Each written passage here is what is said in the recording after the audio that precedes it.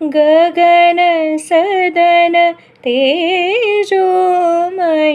तिमिर हरुन करुणाकर दे प्रकाश दे अभय गगन सदन भवमोचन हे लोचन तुझसाठी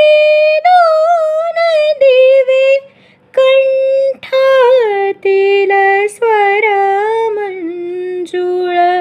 भाव मधुर गीत नवे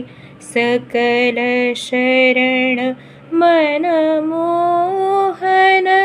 सृजन तूच तूच विलय गगन सदन